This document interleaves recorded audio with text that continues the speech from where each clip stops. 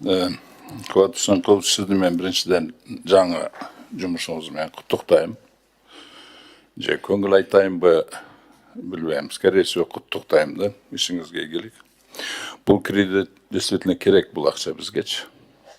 Анан аябай жақсы шартта беріліп атады.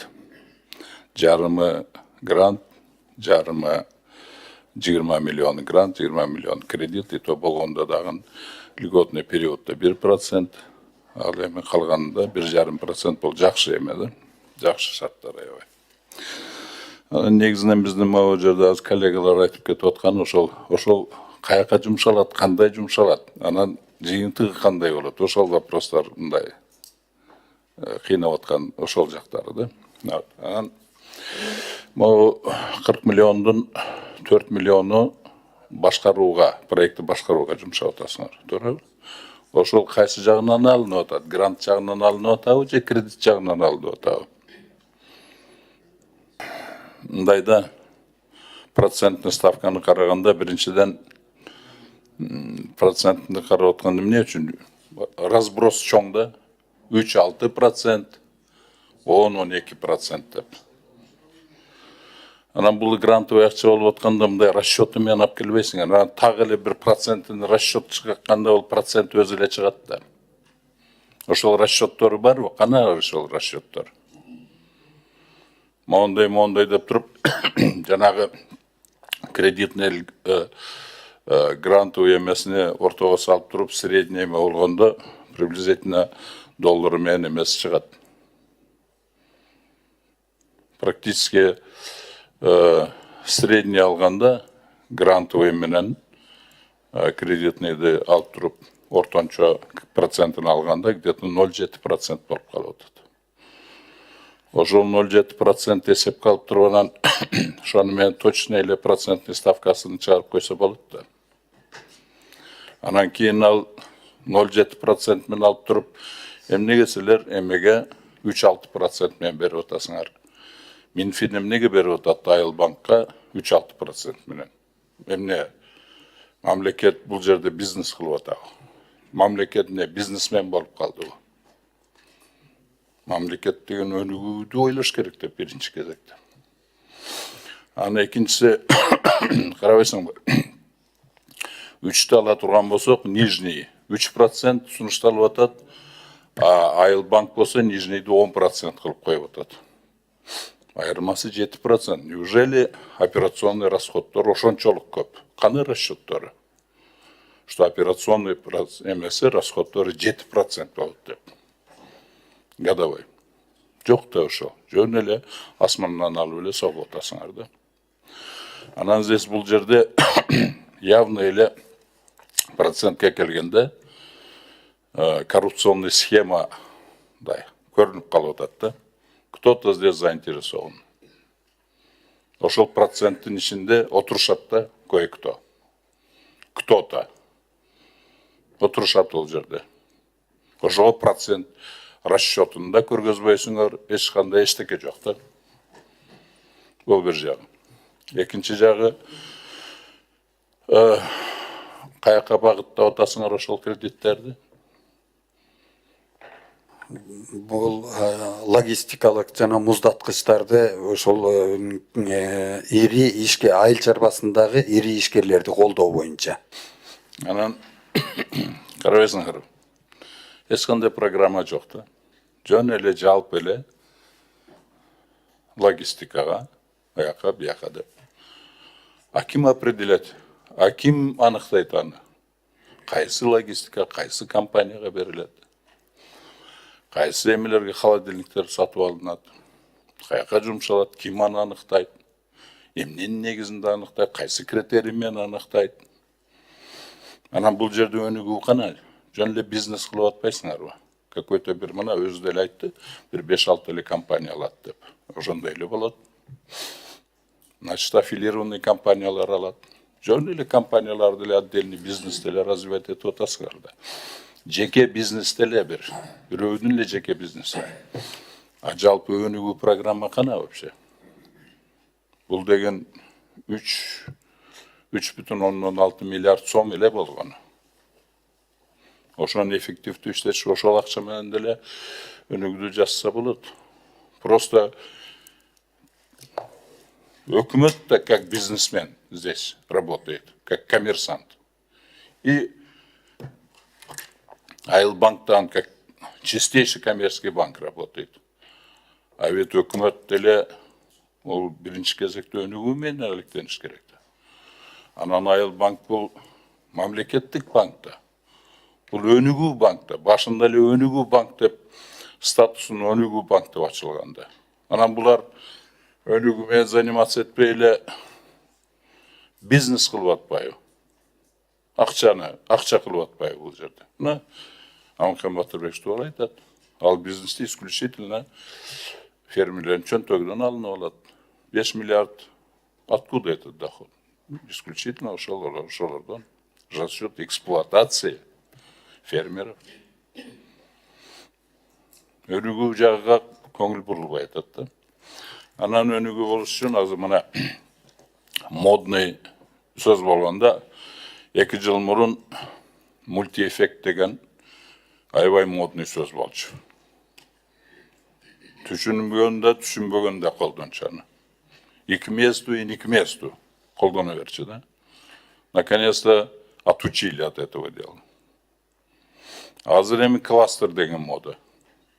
Азыркы мен дагы кайталаймын. 3 жылдан бери айтып, азыркы кылып аткан кластериңер кластер эмес. Это аффилированная цепочка технологическая. Это частный бизнес. Аффилированных цепочек. За счет государственных денег. Бул жерде өнүгүү жок эч кандай. Айыл чарбанын целым отрасльден тармактын өнүгүүсү жок. Жөн эле отдельный товарищи делают бизнес. Өкмөттүн акчасын колдонуп, өкмөттүн гарантиясы менен келген акчаны колдонуп, арзан акчаны колдонуп. Понимаете? Ошондуктан я думаю, ушундай акчалар келгенде, мындай акчаны сураштын алдынан бир программа түзсөңөр дейм да. Эле ошол эмени инфраструктуранын жанагы эмелерди ошонун развитиясына бир программа түзүп келгилечи. Ошол программа түзгөндөн кийин анан ошого план түзүп келгилечи ошону аткарганга. Анан ошол планды межотрасловой баланстын негизинде түзсөңөр, өзү менен өзү кластер пайда болот. И не отдельный там бизнестин кластер эмес, в целом системный кластер түзүлөт. Айыл чарбаны өнүгө турган. Вообще мындай компетентный подход жок да. Нет компетентного подхода. И на уровне правительства нету компетентного подхода, и на уровне министерства. А именно вообще Айылбанкта я вообще не говорю. Ну там в своей части они разбираются. Анан кийин силер муну Айылбанкка берип коесуңардан негизги эле багыттары ушул деп коесуңар, а калганын Айылбанк өзү билет турбайбы? Кимге берет, кимге бербейт, шартына жараша. Они свои условия выставляют, условия кредитования свои, өздөрүнүн банковский саясатына жараша. Анан өздөрү определяют, где тут развитие, ребята? Банк делает просто бизнес. Аффилированные компаниялар бизнес кылып атат. Жок өнүгүү. Идет просто освоение денег. А результат ушул. Как только бул акча түгөнгөндөн кийин ошол бойдон тормоз болуп калат, эч кандай өнүгүү болбойт. Планового подхода нет, системного подхода нет, программы развития нет, эчтеке жок. Кана ошол түзүп келгиле ошол программаны, тааныштыргыла бизди. Ошол программага планды түзүп келгиле, моундай кылып эме кылабыз деп, аткарабыз, ишке ашырабыз деп. Хотя бы на ближайшие 5 лет. Ал понятно, 5 жылдын ичинде ал жок дегенде кайтарылып келиш керек да, туурабы? Канчага берип атасыңар? 10 жылга берип атасыңар максимум? Же 5 жылгабы? 10 жылга чейин, туурабы? Ну хорошо, максимум 10 жыл дейли. Ар бир 10 жылда кайтырып келиш керек да. Второй тоже оборот должен быть. Ал болбойт ал. Мындай кылганыңар менен ошону менен концы в воду 10 жылдан кийин или шаг сдохнет, или ишак сдохнет. апендигидай. И никто не будет помнить, что мы тут решали, не кылганбыз. Ешқандай контроль да болбойт. 10 жылдан кейін, 20 жылдан кейін келешектерден, и никто помнить даже не будет об этом. А программа, план болса, түзілген. Ал жерде текшеріп қойса береді. Любой 20 жыл өткеннен кейін деле текшерсе болады. Контролдоса болады. Сіздер мол стратегическое планирование мыйзам жөнүндө баш тартканыңар ошонан да. Себебі стратегическое планирование предусматривает жесткий контроль, жесткое исполнение плана, жесткое контроль потока денег, жесткое направление по адресу, по целевое назначение. Сіздер ошонон качасыңар, потому что анда уурдаганга невозможно. Башка жакка нецелевой жөнөткөнгө невозможно. Ар бир кадамыңар эмне кылыш керек экен 5 жыл нарака уже дайым болуп калат, ачык жарык болуп калат. Понимаете? Качан биз мындай государственный подход кылабыз ишке. Канча кредиттер келди. Эмне болду? Мына мы только хуже только становимся. Миллиардтаган 6 миллиардка жетти биздин карыздарыбыз, тышкы карызыбыз. А где развитие? Ошондуктан мен сунушум, мен ойлойм, буга жок дегенде бир программа түзүп келсиндерчи. Багыттарын, приоритеттерин тактап, ошол приоритетке системный программа түзүп, ошол программага 5 жылдык план реализациясын, план исполнениясын түзүп, ошондон кийин ошол акчалардын бардыгы максаттуу, адрестүү, даректүү байлап акчаларды. Ошондой кылып келгилечи. Анан жанагы межотрасловой баланстын негиздеги план түзсө, ошондо системный кластер түзүлүп калат. Вот это и есть настоящий кластер. А то, что вы делаете, это коррупционно аффилированная цепочка с использованием государственных денег. В то время, когда сотни тысяч фермеров нуждаются в этих деньгах. Развитие да жок. Бардыгы эле ошол баягы эле коррупционный схемамен кетип атат. Эчтеке көз көргөн жок да. Каерде болсо өнүгүү деген сөздү колдоносуңар. Элдин кызыкчылыгы деген сөздү колдоносуңар. Кана бул жерде элдин кызыкчылыгы, кана бул жерде өнүгүү? Я лично не вижу. Ошого мен дагы макулмун эмелерибиз менен, өзүм коллегаларым менен. Мен ойлойм, мындай оңдоп, нормальный кылып алып келгиле, анан действительно эме Бакыт Төрөбаев өзү алып келсин. Расчеттору менен, конкретный расчеттору, прежде всего по процентам. Айылдан көргөсүн өзүнүн эмесине, операционный расходторуна. 7% экен. Пусть убедят нас. Рахмат. Бул жерде силер туура түшүнгүлө.